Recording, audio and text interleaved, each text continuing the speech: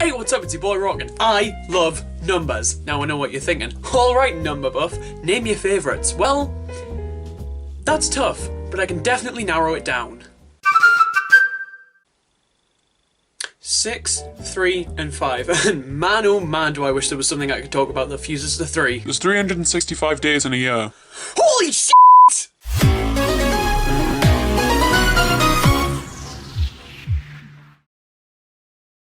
Hey, you guys, want to hear a joke? 2020. What the fuck is that?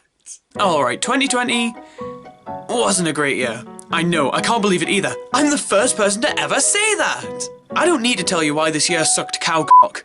Instead, I'm going to focus on the positives. Like Fire Emblem. We're going to go through every month of the year and talk about all the Nintendo news, releases, and stories. It's going to start off really fucking boring. January was the driest fucking month in all of Nintendo's history. It was the worst! The only big game release was Tokyo Mirage Sessions Sharp FE Encore Somebody Loves Words. This game was a Wii U port, a port of a game that I didn't even know existed, and therefore, I didn't care about. I didn't buy this game, and honestly, I don't really have any interest in it. I'm not a Fire Emblem guy, or a Tokyo Mirage Sessions guy, and I guess I'm just not really into that. That was the only big game in January. Never mind, Brain Training came out! This game actually slipped under my radar for the longest time. I only remembered fairly recently that it released. But to be fair, Nintendo made damn sure nobody remembered it. The game got announced in October 2019 and that's it. You know, I might pick this one up sometime, but for right now I've got Sonic Forces to not play. I'm a busy guy. There was also a Pokemon Direct this month, which only really announced two things. Firstly, a full-fledged remake of the Pokemon Mystery Dungeon Rescue Team games, seeing both the red and blue versions being compiled into one DX version. And can I say something about this game? Ever since this thing released, I have never been so conflicted about buying a game. Never in my life have I gone back and forth more about spending money on something, and I bought a fucking Wii U. I don't even know why. I guess I just look at this game from a series I've never played and want to buy it, but simultaneously can't seem to justify spending the money on. Now on a completely unrelated note, I bought Paper Mario recently. Huh. The second thing the Direct announced was, Yep, Pokemon Sword and Shield was getting DLC. After barely being out for 2 months, I can assure you that this caused absolutely no controversy. This move definitely ruffled some feathers. The paid DLC was essentially a replacement for a third game like we get with most generations of Pokemon. Think Pokemon Ultra Sun and Moon. Only this DLC looks substantially more fun than the main game, and saw the return of many Pokemon that were cut from the national decks in the base game. Bring back the National Dash Awards! Yikes. Needless to say, fans weren't too happy about Game Freak essentially forcing them to pay for their favourite Pokemon. And there was also no guarantee or promise that all old Pokemon would return. At least the DLC looked mildly interesting. This was honestly a massively disappointing move from Game Freak. It felt super cynical. They committed the cardinal sin of DLC, holding back content from the main game only to sell it separately for an inflated price. Nobody ever likes that. Speaking of massively disappointing moves, yep, this happened. The first Smash Bros. Reveal of the year happened this month, and it was the fighter to end off Fighters Pass Volume 1. Now every time a Smash character is revealed, I have my hopes, and every time I see the character, they are fucking annihilated. Byleth from Fire Emblem Three Houses was revealed via a live stream, and I'm just gonna say it, I was not happy. In my opinion, the last thing Smash needed was yet another Fire Emblem character. It had already reached the point of, whoa, slow the f down there, buddy. And to have one of our precious DLC slots taken up by one of these fuckers? Yeah, I was pissed. If the second Fighters Pass hadn't already been announced, I would have rioted. But it's fine, there's still 6 more chances for me to be disappointed. February was arguably worse than January, depending on who you are and what you want from Nintendo. If you're one of those fucking creeps who wants games, yeah, this might not have been the month for you. The only notable thing that happened this month was the Animal Crossing New Horizons Nintendo Direct on the 20th, and oh my god! The Direct was absolutely fantastic. It completely blew the lid off the game. Prior to this Direct, all we knew about this game was that you lived on an island and could craft. That's it. This Direct revealed the return of special characters such as Isabelle, Gulliver and Wisp, and it showed us which facilities were returning, being Nook's Cranny, the Able Sisters and the museum. Nook's Cranny and the Able Sisters looked pretty much the same as always, with some new quality of life features such as the fitting room in the Able Sisters, which was such a cool touch. The museum on the other hand had been massively overhauled and looked absolutely fucking stunning now. Potentially the biggest feature revealed was the massive amount of creative freedom you had over your island. You now had full control over where your villagers lived, which is something the community had been gunning for ages. And you could also completely terraform your island's landscape. People flipped piss. That looked like a nice feature. You were finally able to alter the cliffs, rivers and paths around your island, and it was incredible to see. The Direct also announced that the game would continually get free updates containing seasonal events and returning characters. All in all, the Direct just painted the game in an overwhelmingly positive light. It revealed so many features that the fans had wanted for ages, and just made the game look like the best in the series. So, how did they f*** it up? Yep, that'll do it. Woo! Think about the series that you're most likely to spend hundreds of hours in, where being able to back up your save data is crucial so you don't lose all the things you've built, the friends you've made, and all of your achievements. F you, it doesn't need cloud saves! Why? What was the point of this? The main thing Nintendo stated was they were worried about item duping. They thought that having the option to duplicate your save data would lead to people duplicating items and making massive amounts of bells. There was an item duplication glitch found the day this game launched! What the f*** are you doing, Nintendo? March was the month that 2020 finally started to pick up. Nintendo actually had things releasing, things to announce and talk about. That broke the f***ing world. Right out of the gate, Pokemon Mystery Dungeon released. Finally, a game that I mildly care about, and I still didn't buy it. I seem to be a relative minority though. The general consensus online seems to be that this game is pretty good, and that's about all I can say about it. Come on, by the time I decide to buy that game, Pikmin 4 will have released. Sure. So, what was the next major event that happened in March? Well, it's what we've all been waiting for fuck's sake. E3 2020 was officially cancelled. Hell yeah, I've always wanted to know what sadness felt like. Fuck my tear ducts. This was around the time the world went to absolute shit, and the ESA decided they didn't want anything to do with that mess, and completely dipped. This still upsets me. But it's fine, guys. 9 days later came my eternal damnation. You see this? I like this. After its initial teaser in September 2018, its full reveal at E3 2019, and 9 more months of agony, Animal Crossing New Horizons finally released. This game. Well, what can I say about this game? I think the best way to truly express my feelings for this game is to show you my playtime. Jesus! Surely this defines an overdose. New Horizons is the pinnacle of the Animal Crossing franchise in my honest opinion. After not even a year with the game, I can confidently say that it's not only my favourite in the series, but one of my favourites of all time. I play this game almost every single day. I love it to absolute death. Very rarely does it get boring for me. The wealth of new features has been enough to keep me more than invested. And the best part is, it isn't even finished. The developers have stated that they plan to support the game with free content updates for up to 3 years, which is fucking incredible. Put it this way, look at how much the game has changed between its launch and now. It has fucking bushes! The main complaint people have with the game is that many fan favourite characters from the series past have yet to make their return to New Horizons. And while I totally agree, I have faith that all of the characters we're so desperate to see return will come back one day. And then we won't give a shit about them anymore. Remember around launch when nobody would shut the fuck up about swimming being added in? If you were one of those people, when was the last time you swam? Yesterday? You are a fucking disgrace. Honestly, I could gush about this game all day long, but for now we'll have to wait for the full review in 2023, when the game's been updated for the last time, and I've played it for over 4,000 hours. A week later, Nintendo released the first and only standard Direct of the year. It was a Direct Mini, and it was disappointing. What a formula for me to lose my shit. Nintendo, why aren't you doing exactly what I want? The Direct started off with a giant f***off trailer for Xenoblade Chronicles Definitive Edition. Good for it. I'm not a massive RPG guy, so naturally I don't give a piss about this game. Okay, that's a bit harsh. It actually looks pretty interesting, and it's another game that I've toyed with the idea of buying. Not nearly as much as Mystery Dungeon, but at all. There are a few third-party things in there, but the major Nintendo announcements were an Animal Crossing update, 10 days after the game released, sure, a Ring Fit Adventure update. I mean, if that's the sort of thing you're into, you probably had a field trip with this one. The Pokemon Sword and Shield DLC was talked about, and yep, it still looked pretty good. Good enough for me to buy?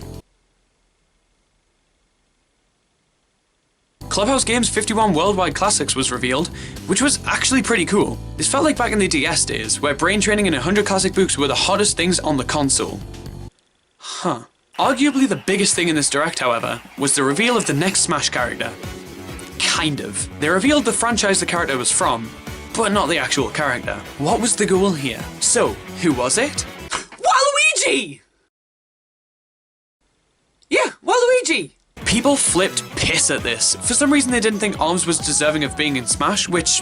what? Sure, it wasn't the biggest success in the world, but it was a brand new IP on their brand new console that was one of the most unique games that released that year. I thought from the minute Ultimate was revealed that an ARMS character was an absolute guarantee, despite the fact that the game was long dead.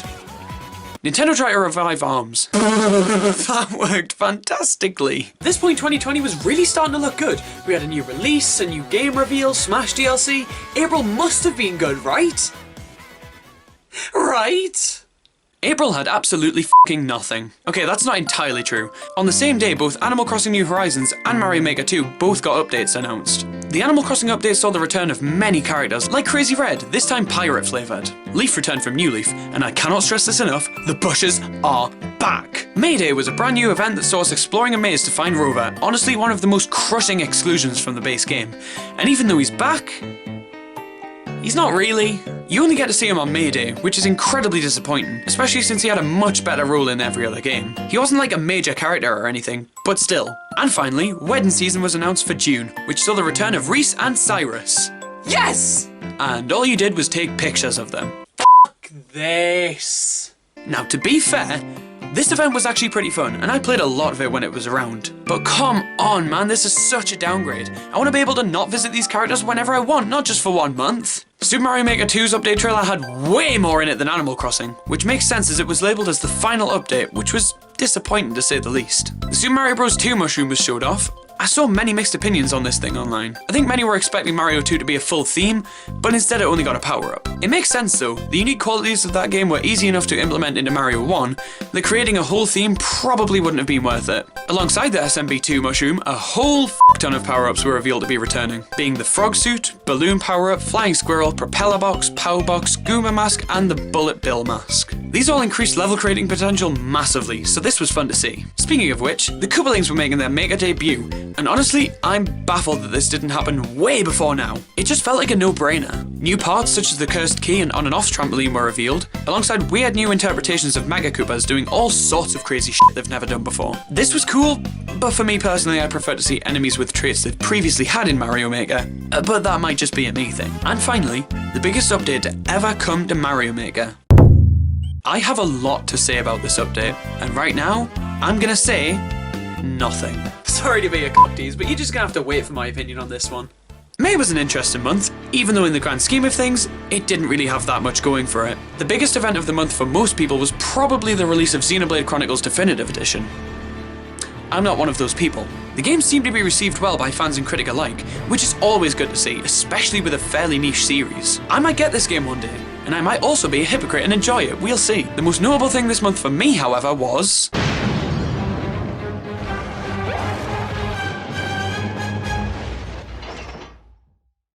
oh, fuck yeah! Paper Mario the Origami King was revealed with a superb trailer, and holy shit was I excited for this game. The tone of the trailer was dramatic and legitimately eerie. The game looked to be a massive improvement over those games. The worlds looked so much more open and fun to explore, and wait a minute. Partners are back?! That's great and all, but I refuse to buy this game until I see some long fucking arms. So, Mario's coming to Smash? Finally. One of the best things about this reveal is that it happened 2 months before the game came out. What the f***? Naturally though, because this game wasn't the 1000-year door, the community was up in arms about the reveal. And before I get mauled, please know that that was just a joke. Ah, it's too late. Paper Mario fans are fucking animals. Many people saw this as Sticker Star 3, and others saw it as a return to form for the series. I personally lean more towards the return to form, because just comparing the gameplay in this trailer to any Color Splash gameplay, it's night and day. The only disappointing element of the trailer for me was the lack of battle gameplay. Hopefully that didn't mean that it was yet another conflicting and controversial battle system that once again separated the community and led to fights that are still going on to this day.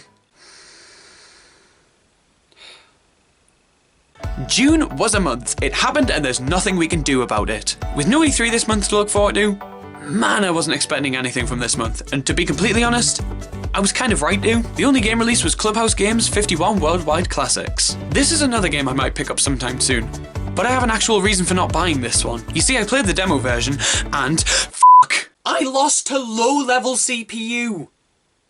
I fucking dots and boxes. Other than that, there was 3 presentations this month, which almost but not really made up for the lack of E3 show. First, there was a Pokemon Presents, a new format the Pokemon Company was trying out. It was essentially nothing more than a Pokemon Direct, but with a different name. Not too sure why they'd want to distance themselves from the Direct branding, but I mean, I don't know, man. This presentation showed off Pokemon Smile, a game where you can brush your teeth with Pokemon. Yes! I'd never wanted to brush my teeth before June 17th, 2020, but f*** me, I need to buy a toothbrush now. They revealed Pokemon Cafe Mix, which is a game that I f***ing dare you to describe the gameplay of. It's like circles, and then you move them, and something else happens, and it achieves something? I still to this day do not know what the f*** this game is, but hey, it's a thing. The final game announcement in this presentation was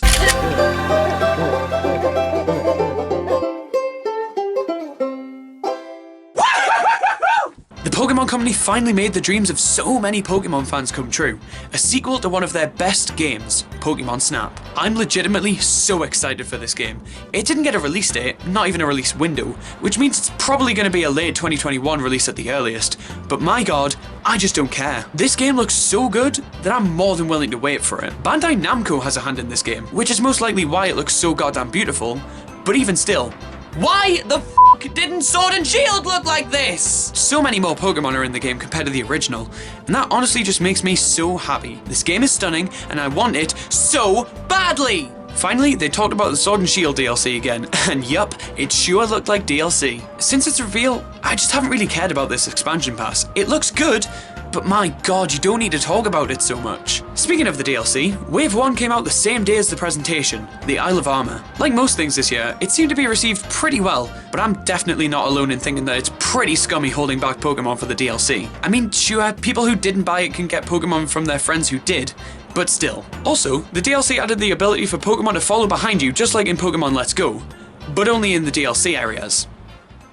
Why? The Pokemon Company held another Pokemon Presents a few days later, and everybody expected something big. The presentation would focus on one game, so it must be massive. Was it the elusive Diamond and Pearl remakes? Was it Pokemon Let's Go Johto? No, it was a shitty mobile game that nobody asked for. Neat shit. Wave 1 of the summer update for Animal Crossing New Horizons was revealed, and it finally saw the return of swimming. Naturally, this added a whole new batch of critters to catch, and also saw the return of Pascal, this guy.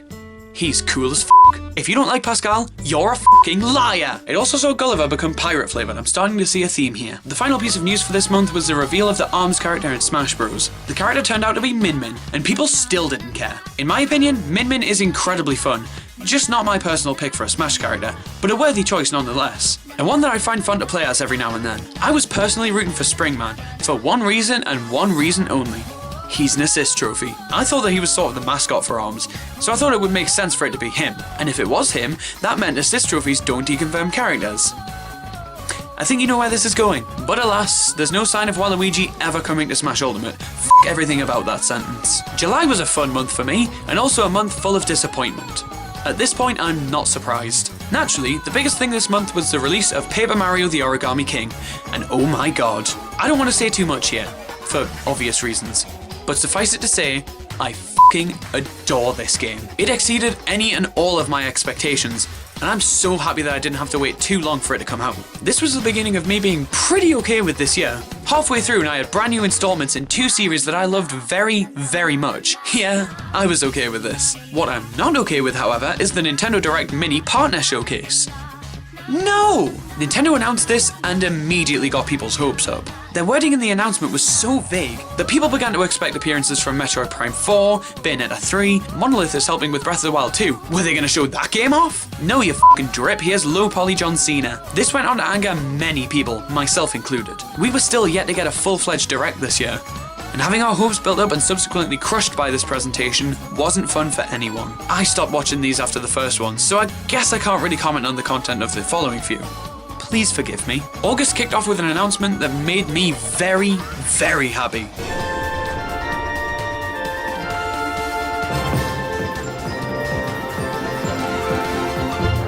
Finally, after all this time, Pikmin 3 was coming to the Switch. The trailer didn't reveal much, but Nintendo's press releases revealed the addition of multiple difficulty modes, a co-op campaign, and prologue and epilogue missions featuring Olimar and Louis from the first two games. This was huge! Pikmin deserves so much more love than it gets, and hopefully this game will go on to increase exposure of the series. All of the enhancements in this game looked so interesting, and as someone who hadn't played Pikmin 3 yet, this was another game that I was incredibly excited for.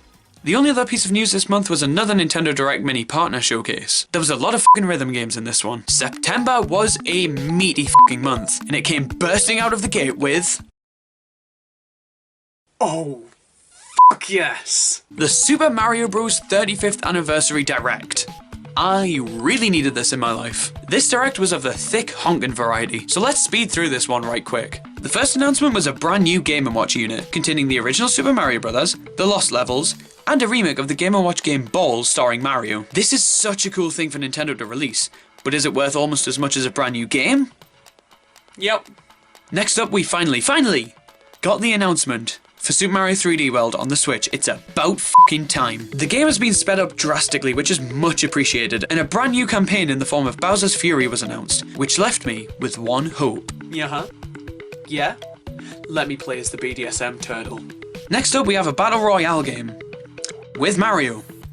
Hell yeah. This game actually looked really, really cool, but I can't be alone in the worry of how this game was going to work online. Mario Maker 2 with 4 people online is a fucking slideshow. What the hell made Nintendo think 35 players would work better? In reality, it actually works really well, which makes the limited release even more painful. We'll get back to this. The new Mario Kart is up next, and I think we can all agree that we definitely saw this coming. Mario Kart Live Home Circuit is a game where you drive toy cars around your house and try not to run over your cat. It's actually a really interesting concept, and if I had the space for it, I might have indulged, but as it stands, I think I'm okay with simply calling it neat and moving on. Next we have the announcement we've all been waiting for. The Switch is finally getting a Mario compilation game. Oh, fuck you. The original Super Mario All-Stars was announced to be coming to SNES Online. That was a buzzkill. It's me, Mario! No. No!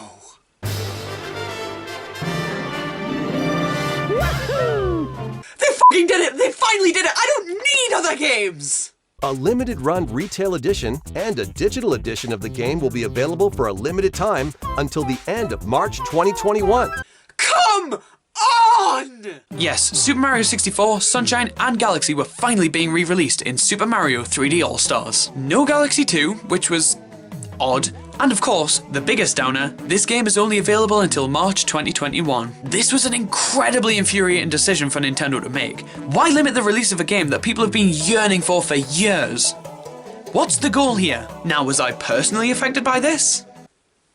Come on now. But this was still a pretty shady move on Nintendo's part, and was incredibly anti-consumer. But this game looked incredible! 64 hadn't really been updated graphically, sure, but Sunshine and Galaxy looked absolutely impeccable. The difference between the GameCube and Wii counterparts was night and day. This was amazing! A few days after the Mario Direct, Nintendo put out a strange little video about Zelda.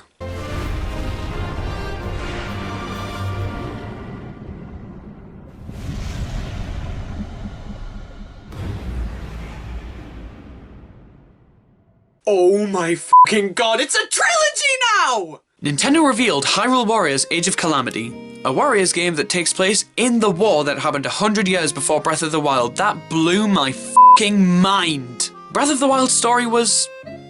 it was pretty meh. A lot of it was tell and not show, which goes against a fundamental principle of storytelling. So to see Nintendo rectify this in a prequel game during the development cycle of the sequel is jaw-dropping. The trailer was exciting, it was ominous. You could tell just from this trailer that the game was going to be so much more story-centric than Breath of the Wild. Also, I don't think they could have picked a more perfect gameplay style for this kind of game. The story is about a war, where Hyrule was absolutely infested with Ganon's forces. So a Warriors-style game was an absolutely perfect fit. This game looked incredible, and it was coming out in only 2 months. Oh my god! 2 weeks after the Mario Direct, Super Mario 3D All-Stars finally released. We waited so long for this. Remember when I said, "This game looked incredible"?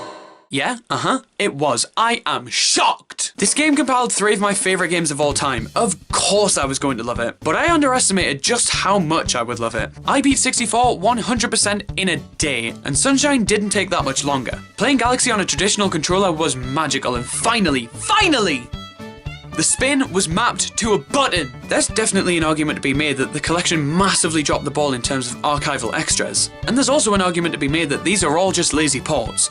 But I don't care. All I wanted was the ability to play all of the 3D Marios from the comfort of anywhere I damn well please. And when Galaxy 2 finally gets added as DLC, which is happening, you can fucking hold me to that, I'll finally have exactly what I wanted. It's definitely a bummer that 3D Land and 64TS aren't included, especially considering the former was the previous holder of the title of Best Handheld Mario Game, and the latter is infinitely better than the N64 version. I could see these games coming, but they're nowhere near as likely as Galaxy 2. They essentially already have Galaxy 2 working on the Switch, because, need I remind you, the Galaxy 2 is just Galaxy. Like what, was the spin drill just too hard to get working on the Switch? Yeah. F***ing no! Galaxy 2 is coming. Believe me. Please. There was also a partner showcase this month, which I care about. Bullshit! September was also the month that Nintendo leaked a sequel to Kirby Fighters on their website. And it released like 2 days later. Well, alrighty then. Kirby the Fighters 2 seems like a fine enough game. I never played the original, but I did download the demo for this game. And if you want my honest opinion, it feels like a watered down Smash Bros. With way too much emphasis on Kirby. Still pretty fun though. I haven't gotten around to buying the full game yet though. I don't know, I find it hard to spend money on digital games in all honesty. I'd much rather wait until there's a physical version available. A physical version is coming, right? And finally, this was the month that the 3DS died. After nearly a decade on the market, the little handheld that could was no more. Nintendo discontinued the system, and the Switch is now the only console since the NES in its early days to be sold without a buddy console by its side. This hit me hard for some reason. I've always liked the 3DS, but this was the year that I really started to love it. But the writing was on the wall, and it's nice to see Nintendo devote all of their resources to the Switch. I'll miss you, old friend. October was an incredibly light month, but it was definitely quality. Now on a completely unrelated note, alright, before you throw a fit, obviously Steve was well deserving of a place in Smash. The mascot of the best-selling game of all time, an absolute icon for an entire generation of gaming. Really, it should have been obvious that he would make it in. Doesn't mean he doesn't look fucking weird. Steve sticks out like a sore thumb, and it's both hilarious and really off-putting. But I mean, they couldn't really have done anything different for his render or animations. And while he was far from my first choice for this DLC, I gotta admit, he's so fun to play as. Super Mario 35 released this month, and it's a miracle that this game works as well as it does. Not in terms of the core concept, no. The idea for this game is incredible, and put into practice is amazingly fun. I'm just surprised Nintendo's shitty online can handle it. I'm so upset that this game is being discontinued in March, because it's so addictive and so fun. And I haven't played it nearly as much as I would like to. The game isn't perfect by any means. Most players die within the first minute, and then it's a grueling amount of time before a winner is declared. But that makes it somewhat intense. All in all, this game is a treat, and the fact that it's going in March... Yeah, f*** you too, Nintendo. There was yet another partner showcase this month, and this one was great. Because they announced it was the last one of the year, which means 2 whole months of no disappointment. Really? Nintendo revealed a re-release of the original Fire Emblem. Oh never mind then. I kid. This was actually really cool, as it's the first time that this game has ever been localized and released outside of Japan. And it's releasing in December, and getting delisted on March 31st. What the fuck, Nintendo? Obviously, this doesn't affect me, but come on, man. This is probably a tactic to scare people into trying the series. Oh, it's not gonna be here for long, you guys better buy it. No, f*** you, I don't want to play your series, you can't scare me into it. And unlike with 3D All-Stars, I don't think this game is gonna be a big deal that helps the Switch in the holiday season. It's fucking Fire Emblem. I'm not trying to downplay the devotion of the fandom of the series or anything, but are there really gonna be many people flocking to Amazon to get a Switch because of the original Fire Emblem? No! Naturally, the biggest thing that happened this month was the release of Pikmin 3 Deluxe. And oh my god, it's so good. I actually only got into the series this year with the GameCube original, and because of that, as previously mentioned, I didn't play 3 on the Wii U, which made the release of this game so much more special for me. This game is absolutely incredible, so much so that I beat it and began a new save immediately, which is something that not many games other than the Marios can get me to do. If I let myself, I could go on a whole Pikmin tangent, but I'll stop myself and just make a few points. Pikmin 3 Deluxe is a fantastic game with a lot of content, including brand new side stories which are an absolute treat. This is by far the most accessible game in the series, so I highly recommend you start with this one. And if you don't know if it's for you, then I'm damn near begging you to download the demo to see if it's for you. Pikmin deserves way more fans and love than it's currently being able to gather. I really hope this game acts as a new launching point for the franchise. Here in the UK, the launch weekend sales were worse than they were for the Wii U version, which is kind of worrying, but it seems to be doing much better across seas, so there's still hope that this game will sell well. But my god, did Nintendo make it hard for that to happen. They just forgot to advertise this game for a few weeks before launch, and buried any trailer they did release for it in trailers for games that were already more so in the public eye.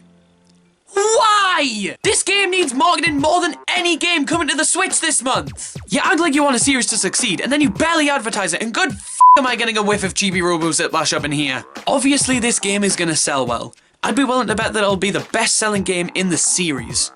But my god, Nintendo! Mario Kart Live Home Circuit also released this month.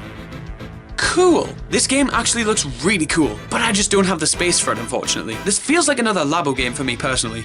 It's incredibly neat to see Nintendo be creative like this, but it's not really something I'm personally invested in. I might pick this one up someday, but for now I'll stick to the other newest Mario Kart game, Mario Kart Tour.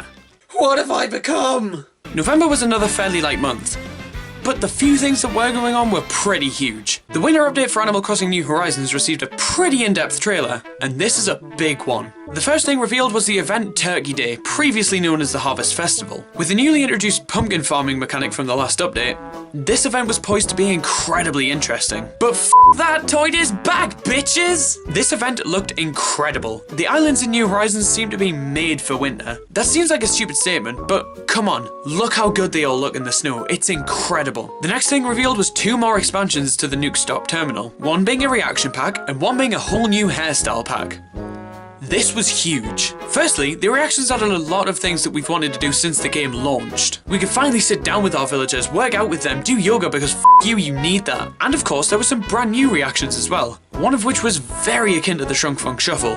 And I've said it once, I'll say it again. Nintendo, add my boy back, please! While the reactions were the most exciting thing to a lot of people, there's definitely an argument to be made that the new hairstyles were the more pertinent addition. I think a bit of context is required for this. Before this update, there were a few people who were underwhelmed by New Horizons' lack of cultural inclusivity. This game was definitely leaps and bounds more inclusive than the previous entries, especially seeing as you can now freely choose your skin tone, which bafflingly hadn't been a thing in the series prior. But the hairstyles didn't really reflect that freedom. The available options pretty much exclusively represented one culture, with very little diversity.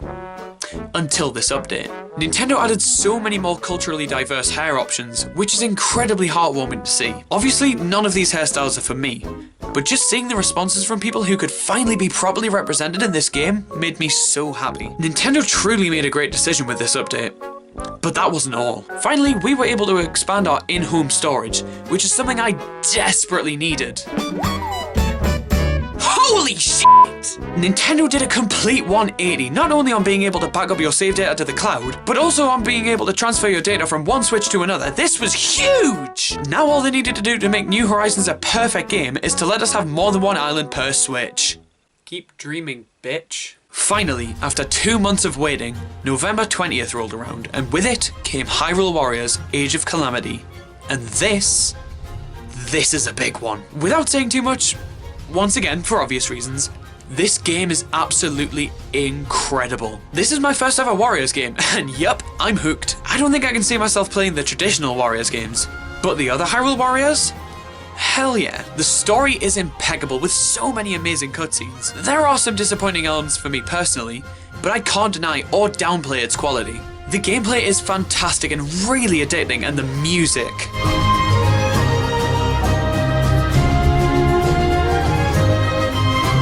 Holy fuck! This game is absolute bliss. I love it to death. And this was one hell of a way for Nintendo to piss out this year.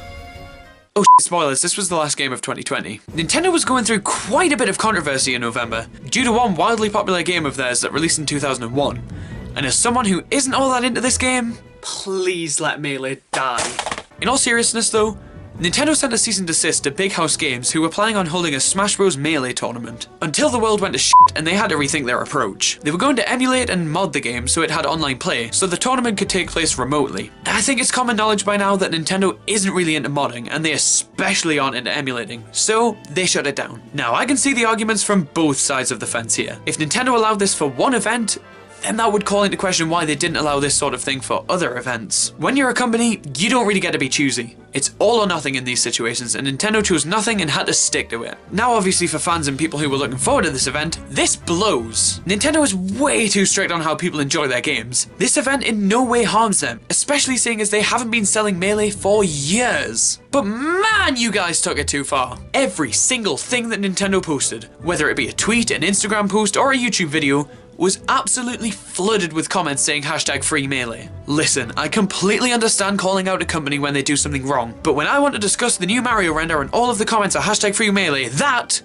is when things have gone too far. Spamming these comments does more harm than good. It paints the community in a negative light for outsiders, and isn't really seen by Nintendo. Something similar happened earlier in the year with Paper Mario. You couldn't talk about the game anywhere without fights breaking out, and it was the definition of a bit much. I'm by no means telling you to not be upset by this. No. I perfectly understand that standpoint. Just please don't inundate people with repetitive and hateful comments. Whew, what a tangent. Please don't skin me alive. The last thing that happened this month was the announcement that the original Super Mario Maker was losing the ability to upload levels on March 31st. If you're a Mario fan in March 2021, fucking run. The last big bit of news this month was the release date for Doom Eternal. This was huge. You see, in September, Microsoft straight up bought Bethesda, and the fate of the Switch port was up in the air. There had been no word on it since it was delayed before the buyout, and many people had reached the conclusion that the Switch port was doomed. But no, out of nowhere on the 30th, Bethesda dropped a trailer for the Switch port and slated it for a December 8th release date. What? Just like that, this game went from vaporware to releasing in a week. That was insane! I haven't played the 2016 Doom yet, but man, I need to get on that and then give Doom Eternal a go because this looks fantastic. And finally, December! Fire Emblem released on December 4th. It did? I saw nobody talking about this game, man. I wasn't expecting it to make a big splash. Fire Emblem is a fairly niche series. But Three Houses did well enough that I expected to see at least some buzz surrounding the game. But nope, this game came and went with no fanfare whatsoever. I personally didn't pick up the game, and I have no plans to. As I said earlier, I'm not a Fire Emblem fan by any stretch of the imagination, but I'll eventually give the series a shot when I finally like Sonic Forces. Naturally, Doom Eternal released, and then, as it tends to do most years, the Game Awards happened. Man! There's a lot to unpack here.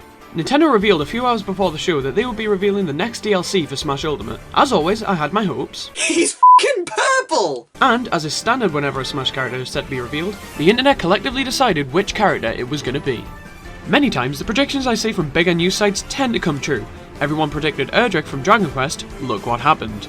Everyone predicted Terry Bogard, guess who?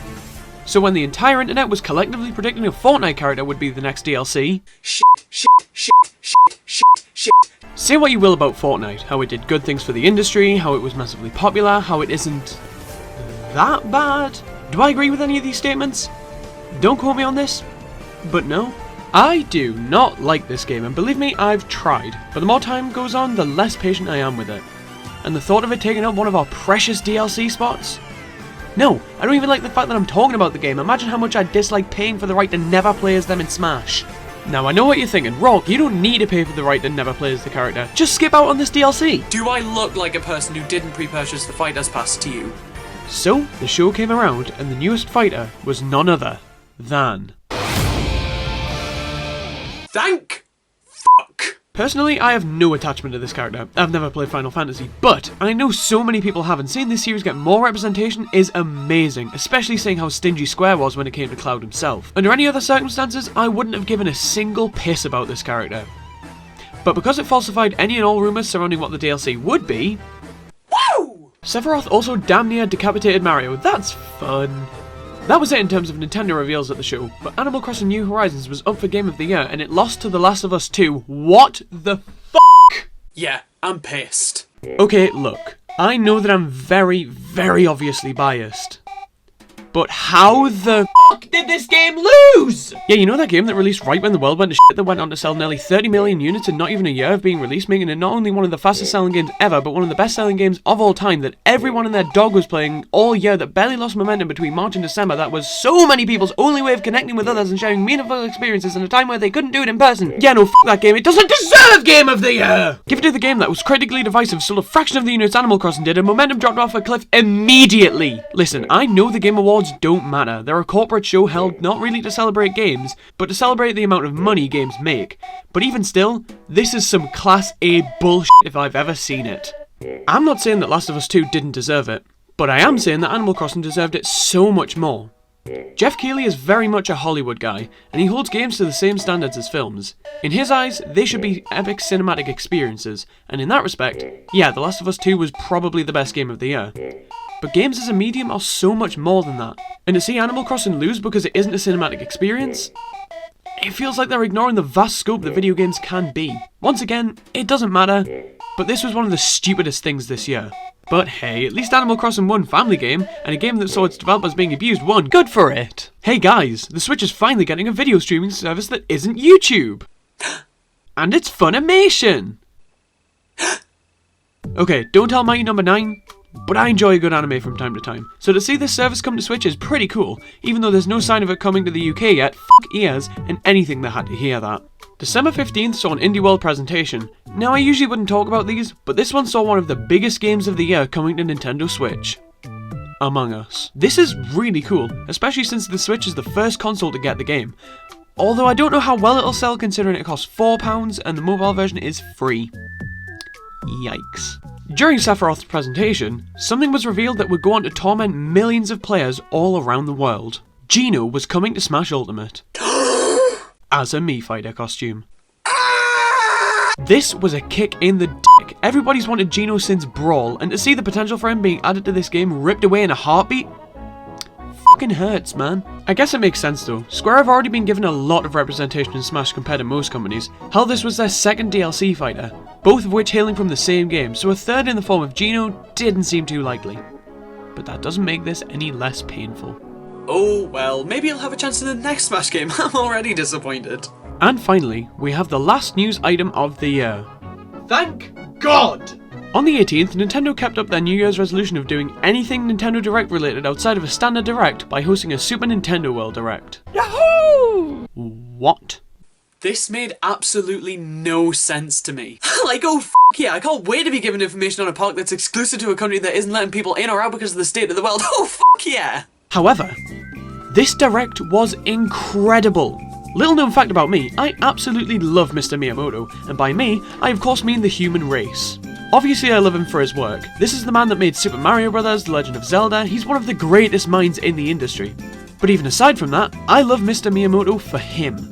As the creator of Super Mario Bros., Super Nintendo World is obviously a passion project of his, and that's no more obvious than in this presentation.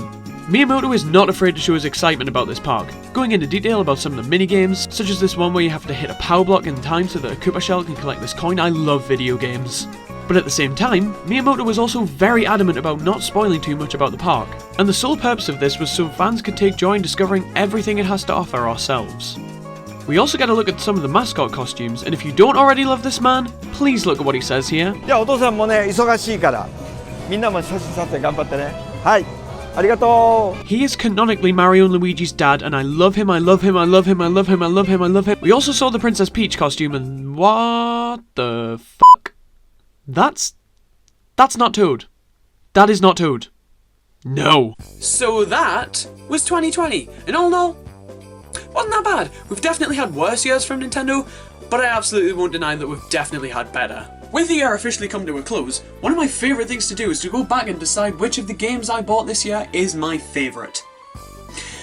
This one's going to be tough. Not only were the Switch's games phenomenal in their own ways, this was the year I finally got into collecting, and when you've bought...